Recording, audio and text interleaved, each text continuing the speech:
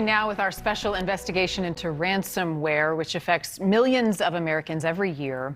Last fall, the FBI warned Americans these cyber attacks were ramping up, with a new wave of attacks coming to healthcare, municipalities, and businesses in general. That has proven to be true. In early March, Microsoft announced its Exchange email server had been hacked, with up to 30,000 organizations exposed. Well, last week, the White House announced it has formed a task force of government and private sector groups to help respond to that Microsoft breach. The FBI is part of that task force, and tonight the FBI spoke with our investigative correspondent, Rich McHugh, on the scope of the problem, who's behind it all, and what Americans can do to protect themselves. How widespread is this? It is very widespread. We look at the data regularly to see if a particular industry is targeted. You know, that's a large concern that we have is are these individuals targeting healthcare rather than manufacturing? And what we found when we look at that data is that there is no industry that is immune from these attacks. And these actors are really just going after anyone that has an ability to pay. There's lots and lots of small, medium-sized businesses out there that are vulnerable to these types of attacks. Who's behind these attacks? Who are these bad guys? They come from many walks of life, but if we're going to paint with a pretty wide brush, I would say most are Russian-speaking. Many are located in Eastern Europe or within Russia.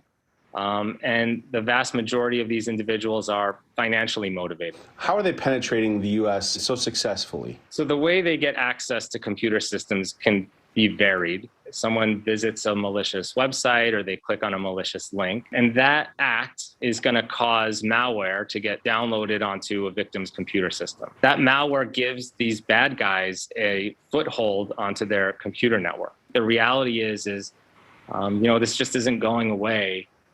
Because ransomware is so lucrative, we monitor these ransomware actors and other cyber criminals talking to one another, and we've heard them say to each other, look, you got to get out of this game of stealing people's banking account credentials and get into the ransomware game, because you're going to make a lot more money.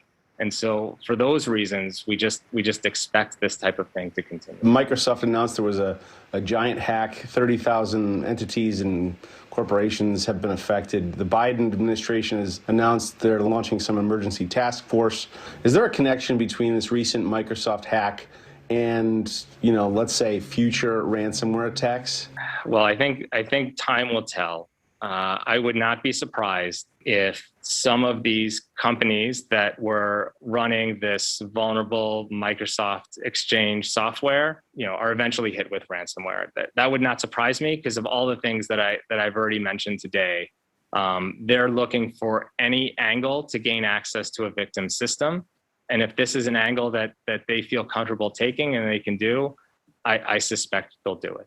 Going forward, how is the FBI planning to tackle this problem of ransomware? We have a pretty comprehensive strategy. It has three primary lines of effort. The first is to hold these bad guys accountable. The second is to target the criminal ecosystem that allows them to operate. And the third is to conduct outreach and education. And so for the first, we do a bunch of things. We first and foremost, we try and do what the FBI does best. We try and figure out who they are. We try and arrest them, and we try and put them in jail. Many of these individuals might be located in Russia or outside the United States. And so we also look at other ways to hold them accountable, right? So we look at taking their money, seizing their money when we can. If we know the infrastructure, the computers that they're reliant upon to conduct these attacks, we try and burn down that infrastructure. And we also try and leverage sanctions against them when appropriate. So in terms of holding them accountable, those are the things that we're doing. But it goes beyond that. Like I mentioned, we also target the ecosystem that allows them to operate. Cryptocurrencies? Yeah, exactly. Cryptocurrency exchanges, virtual currency exchanges. So some of these actors are reliant on unregulated virtual currency exchanges. If we identify an exchange that they're utilizing and laundering their money through, we try and shut down that exchange. Is the FBI confident that they have a handle on this situation? We are fairly confident that we know who many of these actors are. and we are working as diligently as we can to hold them accountable. I recognize that from a public standpoint, we're not always advertising that because we're also playing the long game here. I've read that it's the position of the FBI in many cases not to pay. The advice is do not pay these ransoms. Is that still the position of the FBI? That is absolutely the position of the FBI. If nobody paid the ransom, they wouldn't be conducting these attacks. Jonathan Holmes, thank you very much for your time. Really, really appreciate it. Thank you. Thank you so much for having me. Don't pay the ransom. Well, experts say know your contacts in the FBI and Homeland Security, but also find a cybersecurity firm like the firm we featured earlier, Packet Watch, so you're prepared if indeed these attacks do come your way.